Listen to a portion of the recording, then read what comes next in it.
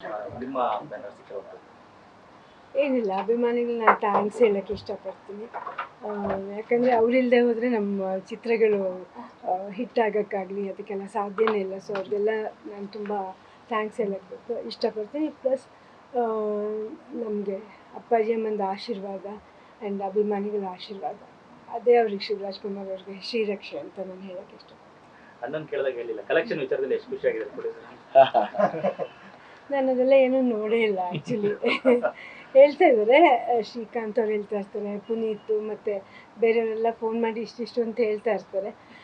ನನ್ನ ಮೊಬೈಲ್ ಫೋನಿಗೆ full message ಬರ್ತಾ ಇರುತ್ತೆ. ನಂಗೆ ಅದೆಲ್ಲ ನೋಡಿ ಅಷ್ಟು ಅಭ್ಯಾಸ ಇಲ್ಲ, ಈಗ ನೋಡಿ ಕಲ್ತ್ಕೋಬೇಕು ಅದೇನು ಅಂತ. ಗೀತಾ ಕಥೆಗಳನ್ನು ಹೇಗೆ ಕೇಳ್ತಾರೆ ಅಂತ ಮೊದಲೇ ಹೇಳಿದಾಗ ಅಮ್ಮನವ್ರು ಮಾಡ್ತಿರುವಂಥ ಸಿನಿಮಾಗಳು ಅಂದರೆ ವ್ಯಾಲ್ಯೂಸ್ ಇರುತ್ತೆ, ಅದೇ ಥರದ್ದು ಐಡಿಯಾಲಜಿಲಿ ಇಟ್ಕೊಂಡು ಸಿನಿಮಾಗಳು ಹೋಗ್ತಾರಾಗಿದ್ದಾಗ ಅದನ್ನೆಲ್ಲ ಕತೆ ಎಲ್ಲ ಓಕೆ ಮಾಡೋದು ಶಿವರಾಜ್ ಕುಮಾರ್ ಅವರು ಯೂಶಲ್ ಆಗಿ. ಬಟ್ ಈಗ ನೆಕ್ಸ್ಟ್ ಬರ್ತಾ ಇರೋ ಕತೆನ ನನಗೆ ಅದೊಂದು ಜಾಪನೀಸ್ ನಾವೆಲ್ ಮೇಲಾಗಿದೆ. ಇಟ್ಸ್ ಅ ರಿಲೇಷನ್ಶಿಪ್, ಟೀಚರ್ಸ್ಗೂ ಮತ್ತು ಸ್ಟೂಡೆಂಟ್ಸ್ಗಿರೋದು. ಅದ್ರಲ್ಲಿ ಪ್ರೊಫೆಸರ್ ಕ್ಯಾರೆಕ್ಟರ್ ಇವ್ರು ಮಾಡ್ತಾ ಇದ್ದಾರೆ. ಆಮೇಲೆ ನಮ್ಮ ಮಕ್ಕಳಲ್ಲೇ, ನಮ್ಮ ಶಕ್ತಿಧಾಮ ಮಕ್ಕಳಲ್ಲೇ ಯಾರನ್ನಾರು ಸೆಲೆಕ್ಟ್ ಮಾಡಿ ಅಂತ ನಾನು ಡೈರೆಕ್ಟರ್ನ ಕೇಳಿದ್ದೀನಿ ನಾನು. ಅಷ್ಟೇ ಬಸ್.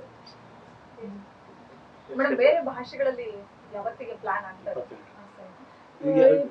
ಡಬ್ಬಿಂಗ್ ಎಲ್ಲ ಮುಗಿದಿದೆ, ಓನ್ಲಿ ಕಂಟೆಂಟ್ಗೋಸ್ಕರ. ಕಂಟೆಂಟ್ ಮೋಸ್ಟ್ಲಿ 21st ಇಲ್ಲ 27th ಆಗುತ್ತೆ. 22nd ಮ್ಯಾಕ್ಸಿಮಮ್ ಟ್ರೈ ಮಾಡ್ತಾ ಇದ್ದೀವಿ. ಯಾಕಂದ್ರೆ ಅಬ್ರಾಡ್ಲಿ ಪ್ರಾಬ್ಲಮ್ ಇಲ್ಲ, ಅಬ್ರಾಡ್ಲಿ ರಿಲೀಸ್ ಮಾಡ್ಬೋದು. ಯಾಕಂದ್ರೆ ಅಲ್ಲಿ ಇದು ಸೆನ್ಸಾರ್ ಬೇಕಾಗಿಲ್ಲ. ಅಲ್ಲಿ ಅಬ್ರಾಡಿಂದನೂ ತೆಲುಗು ತಮಿಳು ರಿಲೀಸ್ ಮಾಡಿ ಅಂತ ತುಂಬ ಕೇಳ್ತಾ ಇದ್ದಾರೆ. ಸೊ ಬಹುಶಃ ಐ ಥಿಂಕ್ 22nd ನಾವು ಇದು ಮಾಡ್ತೀವಿ. ಅಲ್ಲಿ ಕನ್ನಡನೂ ತುಂಬ ಚೆನ್ನಾಗಿ ತಗೊಂಡಿದೆ US-ಲೆಲ್ಲ. ನೆಕ್ಸ್ಟ್ ವೀಕಿಂದ ಆಲ್ ಓವರ್ ದ ವರ್ಲ್ಡ್ ಬರ್ತದೆ, ಎಲ್ಲ ಕಡೆನೂ ಬರ್ತದೆ. ಜರ್ಮನಿ ರಿಲೀಸ್ ಆಗಿದೆ ಆ್ಯಂಡ್ UK ರಿಲೀಸ್ ಆಗ್ತಿದೆ next week. UK, Canada, everywhere it's release.